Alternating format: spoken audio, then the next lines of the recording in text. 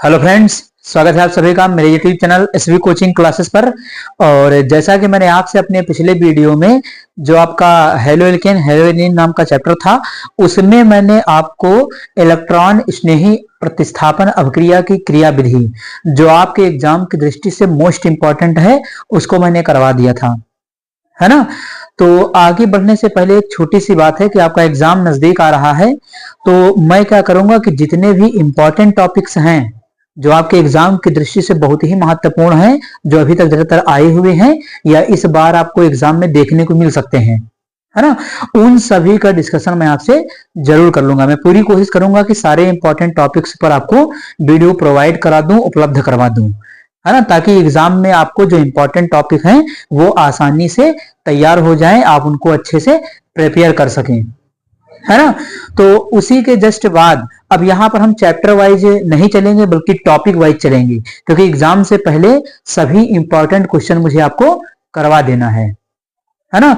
तो उसी के जस्ट बाद हमारा जो चैप्टर होता है वो आपका होता है एल्कोहल, फिनॉल और ईथर। अगला जो चैप्टर आएगा केमिस्ट्री का वो आपका एल्कोहल, फिनॉल और ईथर है, चैप्टर नंबर 7, है ना।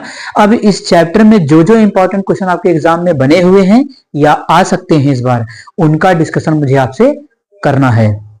तो आगे बढ़ने से पहले अगर चैनल पर नए हैं तो चैनल को सब्सक्राइब करें, वीडियो को लाइक करें और शेयर करते रहिए। तो चलिए फिर चालू कर देते हैं अपने टॉपिक्स को। तो यहां पर देखिएगा सबसे पहले आपका क्या लिखा है कि एल्कोहल का निर्जलीकरण।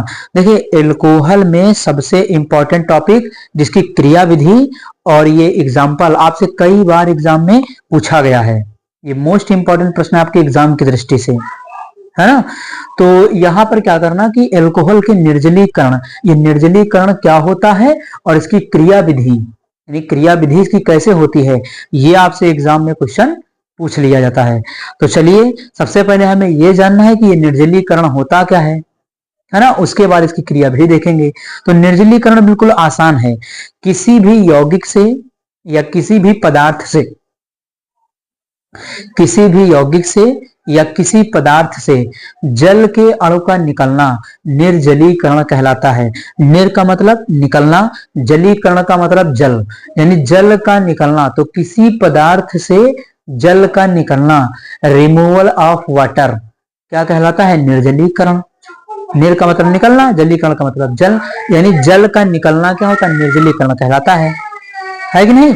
तो किसी पदार्थ में जल का जुड़ना जलयोजन कहलाता है ना, या उसको जल अपघटन भी कह सकते हैं आप। किसी पदार्थ के अंदर वाटर का जुड़ना, एडिशन ऑफ वाटर, क्या कहलाता है? हाइड्रेशन कहलाता है, जलयोजन कहलाता है। और जल का निकलना क्या हो जाएगा? तो डिहाइड्रेशन हो जाएगा, निर्जलीकरण, है ना। तो बिल्कुल आसान से डिफिनेशन है, ध्यान से यहां पर देखिएगा।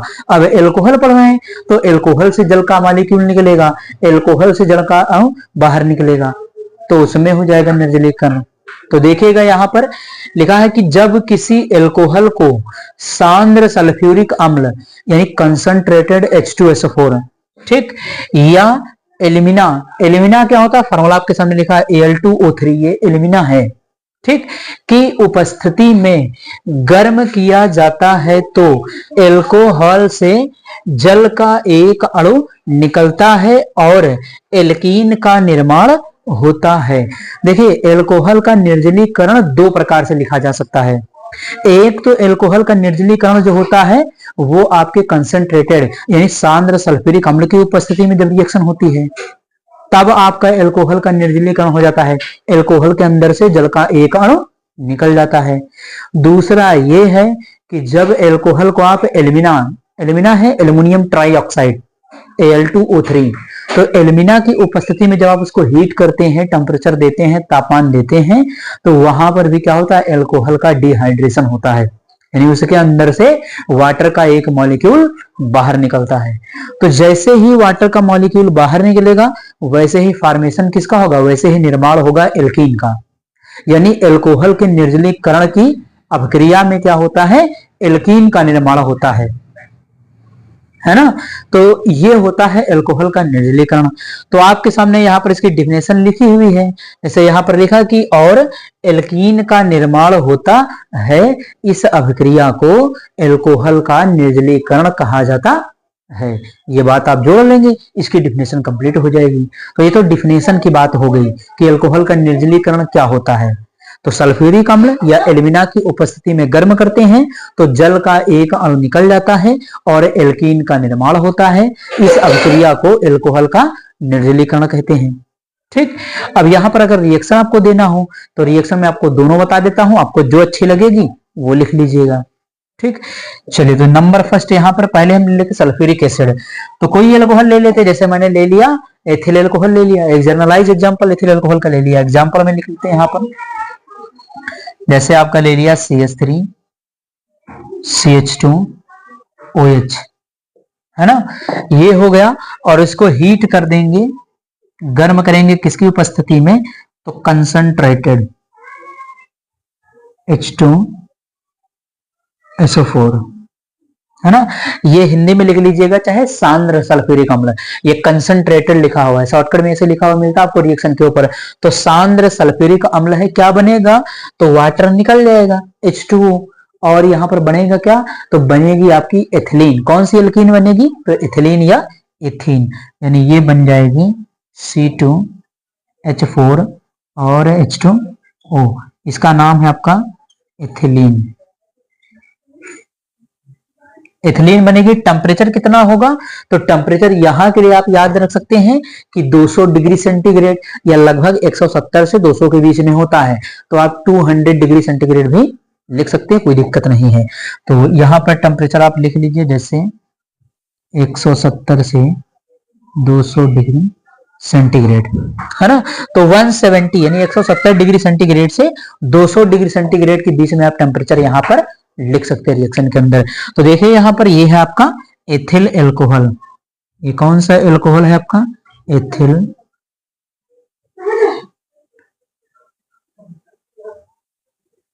अल्कोहल। तो ये आपका है एथिल अल्कोहल, और इसको कंसंट्रेटेड सल्फ्यूरिक अम्ल की उपस्थिति में हीट कर देंगे तो यहाँ पर वाटर का एक मॉलिक्यूल बाहर निकल जाएगा, तो जल का निकलना ही निर्जलीकरण कहलाएगा। बनेगा क्या आपका, एल्कीन। एल्कीन के तौर पर है कौन आपका, तो ये है एथिलीन, या इसका नाम एथीन भी होता है। तो एक समीकरण तो ये हो गई कि सल्फ्यूरिक एसिड की उपस्थिति में इसको हीट कर दीजिए। दूसरा ये है कि इसको एल्यूमिना की उपस्थिति में 350 डिग्री सेंटीग्रेड पर गर्म कर दीजिए, तब भी वहां पर निर्जलीकरण होता है। चलिए मैं उसकी रिएक्शन आपको बता देता हूं। जैसे सेकंड है आपका CH3 CH2 OH, और यहां पर लिख दिया एल्यूमिना। यहां टेम्परेचर आपका 350 डिग्री सेंटीग्रेड, गर्म कर देंगे इसका तो बन जाएगा आपका C2H4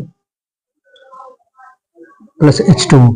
ये देखिए, तो यहां पर देखिए क्या है, एल्यूमिना की उपस्थिति में 350 डिग्री सेंटीग्रेड पर इसको हीट कर दिया, है ना। जब एल्यूमिना लेंगे तो 350 डिग्री सेंटीग्रेड टेम्परेचर, कहीं कहीं देखेंगे किताब सीरीज में आपको केल्विन में मिल जाएगा, तो केल्विन के लिए क्या करते हैं, 273 ऐड करके आप बढ़ा करके उसमें लिख सकते हैं।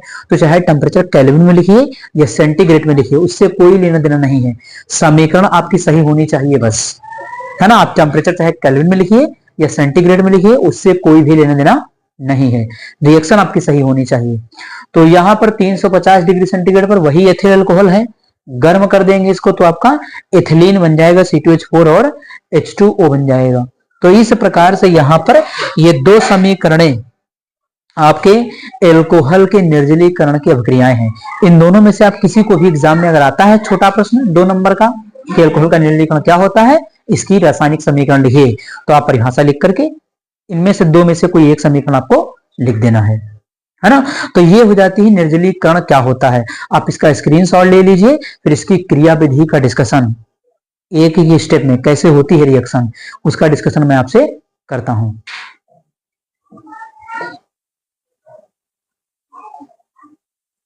तो चलिए देखते हैं कि क्रिया विधि को। अब देखिए क्रिया विधि, मैंने आपको बताया कि अल्कोहल का निर्जलीकरण 2 प्रकार से होता है, एक तो एल्यूमिना की उपस्थिति में और दूसरा आपका सांद्र सल्फ्यूरिक अम्ल की उपस्थिति में।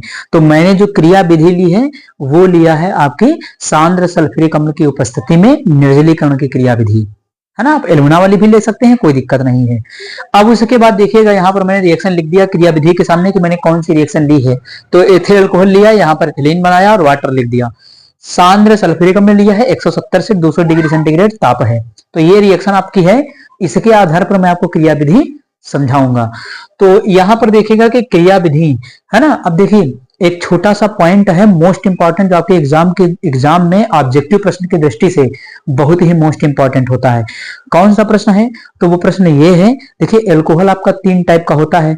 1 डिग्री यानी प्राथमिक, 2 डिग्री यानी द्वितीयक, 3 डिग्री यानी तृतीयक। यानी प्राथमिक, द्वितीयक और तृतीयक 3 प्रकार के एल्कोहल होते हैं, है कि नहीं। तो आपसे ऑब्जेक्टिव प्रश्न में यह पूछा जा सकता है कि तीनों एल्कोहल में जो निर्जलीकरण की क्रियाविधि है वो किस प्रकार से होती है, यानी कौन सा एल्कोहल सबसे जल्दी या सबसे आसानी से निर्जलीकरण की क्रियाविधि देता है।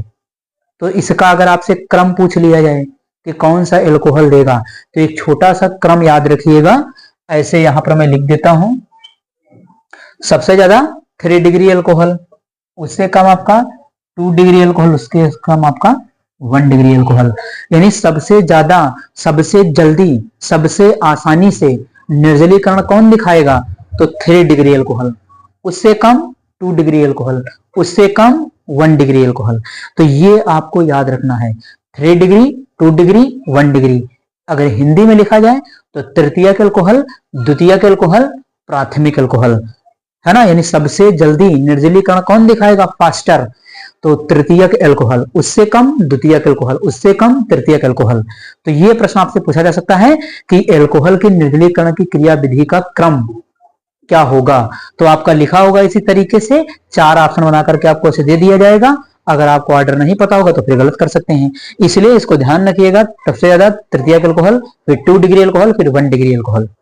ठीक, ये आपका ऑर्डर हो जाएगा निर्जलीकरण की क्रियाविधि का कि कौन सा एल्कोहल कितनी जल्दी देगा। तो सबसे पहले 3 डिग्री, फिर 2 डिग्री, फिर 1 डिग्री। ठीक, ये हो गया इसका ऑर्डर। अब देखिए क्रियाविधि, तो क्रियाविधि में देखिए क्या लिखा है, चरण नंबर फर्स्ट। एल्कोहल के जो निर्जलीकरण की क्रियाविधि होती है वो 3 चरणों में कंप्लीट होती है ना। ये आपको ध्यान रखना है, 3 चरणों में। पहला चरण देखिए क्या लिखा है, प्रोटानीकृत एल्कोहल का निर्माण। सबसे पहला स्टेप क्या है? प्रोटानीकृत एल्कोहल का निर्माण, फॉर्मेशन ऑफ प्रोटोनेटेड एल्कोहल।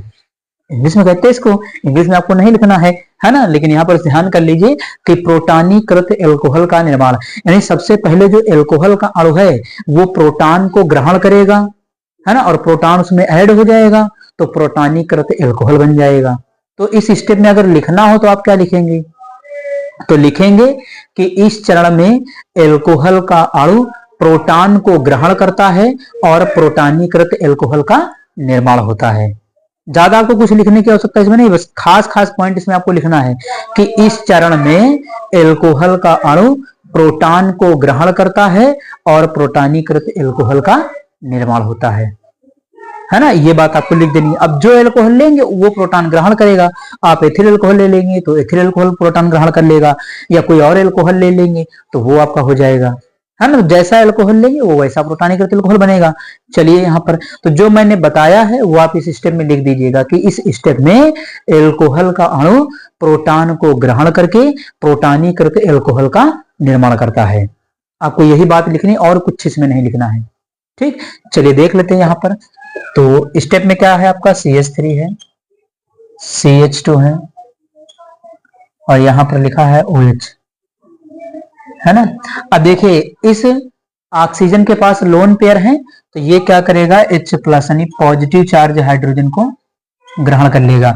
ये वाला देखिए ऑक्सीजन क्या करेगा, ये H प्लस कहां से आया, तो ये H प्लस जो आया, जो आपने अम्ल लिया है सल्फ्यूरिक अम्ल H2SO4, वो H2SO4 ऐसे टूटेगा H प्लस में और HSO4 माइनस में। यानी ध्यान कर लीजिए, मैं बता देता हूं आपको, यहाँ पर H प्लस और HSO4 माइनस के रूप में, यानी वो आपका सल्फ्यूरिक एसिड ऐसे टूटेगा, डिसोसिएट होगा, है ना।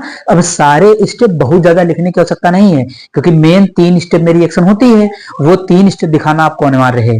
ठीक, तो H प्लस HSO4 ऐसे टूटता है सल्फ्यूरिक एसिड, तो यहां से H प्लस जाएगा और इस ऑक्सीजन के ऊपर जुड़ जाएगा, है ना। अब ये कौन सा एल्कोहल है, तो ये एथिल एल्कोहल है है ना, इसमें ये जुड़ जाएगा तो यहाँ पर बन जाएगा प्रोटानीकृत एल्कोहल। H प्लस को प्रोटॉन भी तो कहते हैं, H प्लस को प्रोटॉन कहते हैं, तो ये बन जाएगा प्रोटानीकृत एल्कोहल। तो यहाँ पर हम क्या करेंगे, H को जोड़ देंगे। चलिए CH3 CH2 और OH2 है ना, ये हो गया। देखिए जैसे ही यहां से लोन पेयर गया वैसे एक पॉजिटिव चार्ज इसके ऊपर क्रिएट हो जाएगा OH2 के ऊपर, है कि नहीं।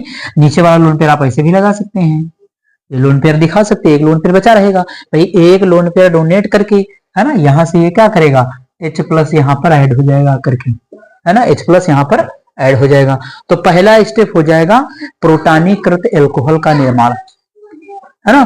तो पहला स्टेप आपको क्लियर हो गया होगा कि पहले स्टेप में ये प्रोटॉन ऑक्सीजन ग्रहण कर लेगा या हाइड्रोक्साइड आयन एल्कोहल का प्रोटॉन को ग्रहण करके प्रोटानीकृत एल्कोहल का निर्माण होता है। देखिए अलग अलग किताबों में अलग अलग सीरीज में अलग अलग बात लिखी हुई हो सकती है, लेकिन जो मैंने बताया है वो आप उसको ध्यान कर लीजिए, वही लिख दीजिए, वही बहुत है ना। कि इस चरण में एल्कोहल, है ना, इस चरण में एल्कोहल का अणु प्रोटॉन को ग्रहण करता है और प्रोटानीकृत एल्कोहल का निर्माण होता है। इतनी बात लिख दीजिए, काम खत्म। तो पहला स्टेप हो गया। चरण नंबर 2 देख लेते हैं।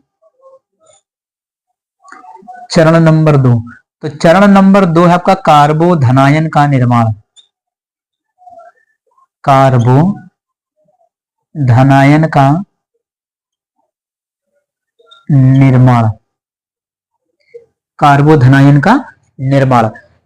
तो अब देखिए यहां पर क्या है, कार्बोधनायन का निर्माण। अब इस चरण में आपको क्या लिखना होगा, है ना। कार्बोधनायन क्या होता है, जहां कार्बन पर धनायन लगा हो उसे कहेंगे कार्बोधनायन, है कि नहीं। तो यहां पर होगा क्या, देखिए यहां पर जो आपका OH2 है ना, ये वाला।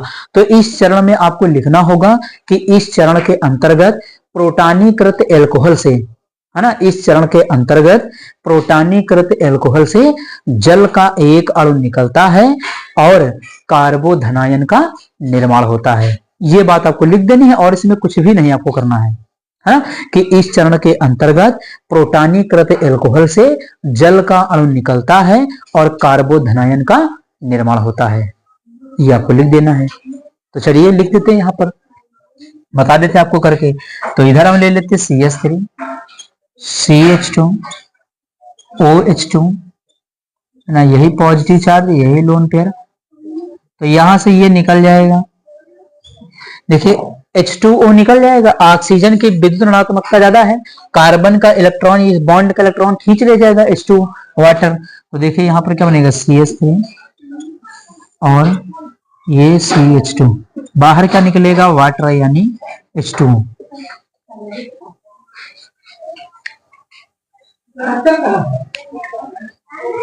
है ना, ये आपका फॉर्मेशन हो जाएगा वाटर का, H2O का। जैसे ही अब देखिए ये स्पीसीज क्या कहलाती है, ये स्पीसीज कहलाती है कार्बोधनायन। इसको क्या कहेंगे, कार्बोधनायन कहेंगे, है कि नहीं। तो ये कार्बोधनायन क्या कहलाएगा, इसका नाम यहां पर लिख लीजिएगा, कार्बोधनायन।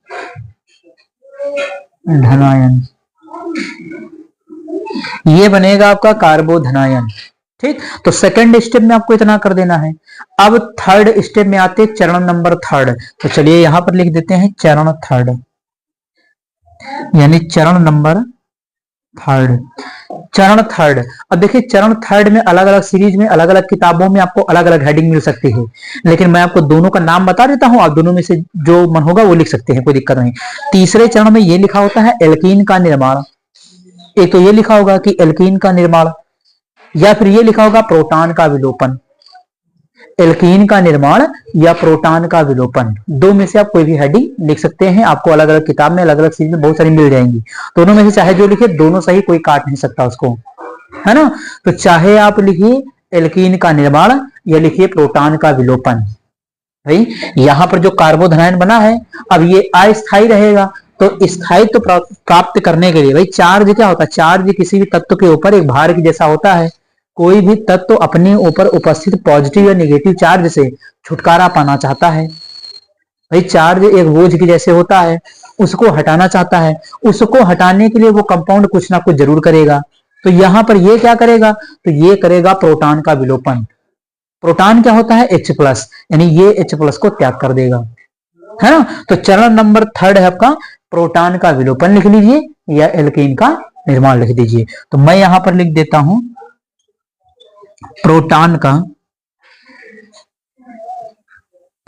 का विलोपन, प्रोटॉन का विलोपन है ना, इसका थोड़ा सा बढ़ा देते हैं। ये प्रोटॉन का विलोपन या आप एल्कीन का निर्माण भी लिख सकते हैं, कोई दिक्कत कोई समस्या नहीं है।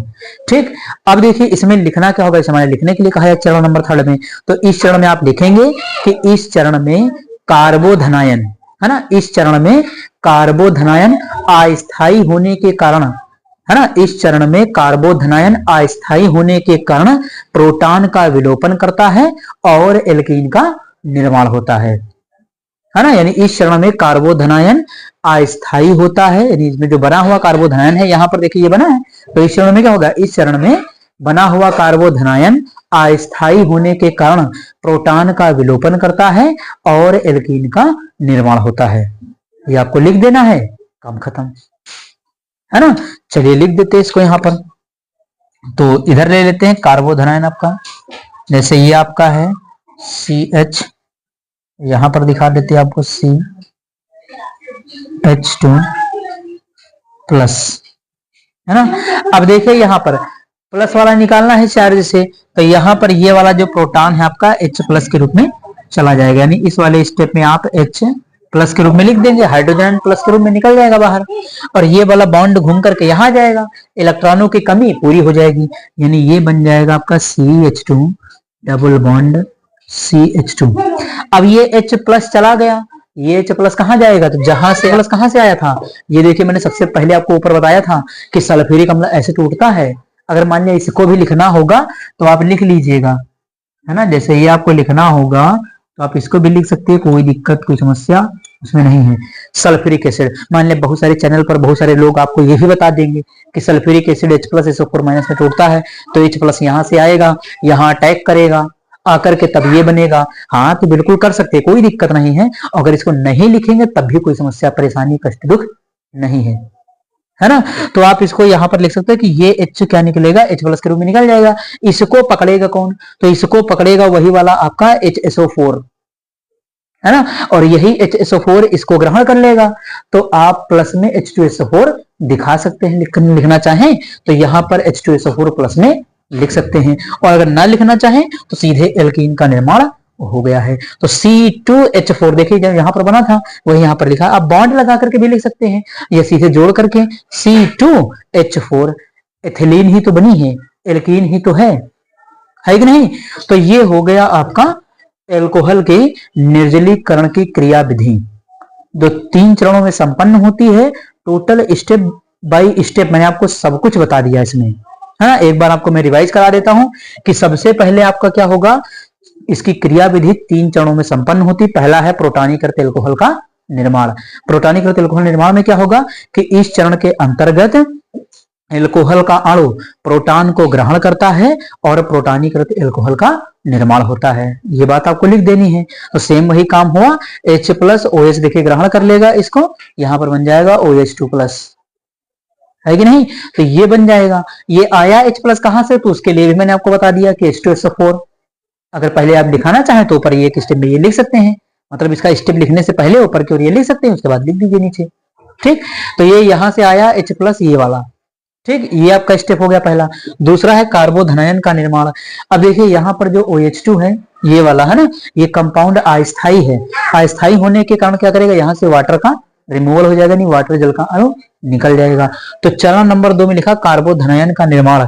इस चरण में आप लिखेंगे कि इस चरण के अंतर्गत प्रोटॉनीकृत एल्कोहल से जल का एक अणु निकलता है और कार्बोधनायन का निर्माण होता है ना। तो यहाँ पर वाटर का एक मॉलिक्यूल देखिए H2 में तीर लगा करके दिखाया।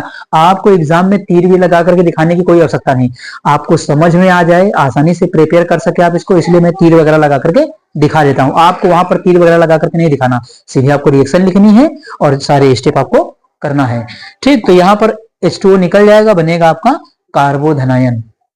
ठीक, उसके बाद लिखा है कि प्रोटॉन का विलोपन, चरण नंबर 3। तो इस चरण नंबर 3 में क्या लिखेंगे कि इस चरण में बना हुआ कार्बोधनायन अस्थायी होने के कारण प्रोटॉन का विलोपन करता है और एल्कीन का निर्माण होता है। तो चाहे एल्कीन का निर्माण चरण नंबर 3 को लिख दीजिए हेडिंग, या लिख दीजिए प्रोटॉन का विलोपन। ठीक, तो इस प्रकार से हो जाती है आपके एल्कोहल के निर्जलीकरण की क्रिया विधि। 5 नंबर की दृष्टि से ये आपके एग्जाम में बिल्कुल ही मोस्ट इंपॉर्टेंट है, इसको आप अच्छे से प्रिपेयर कर लीजिएगा। उम्मीद करता हूं कि आप सभी को आज जो मैंने क्रिया विधि आपको बताई है वो समझ में आई ही होगी, है ना। तो चलिए फिर मिलते हैं अपने नेक्स्ट लेक्चर में। वीडियो को शेयर करते रहिए। Thanks for watching this video.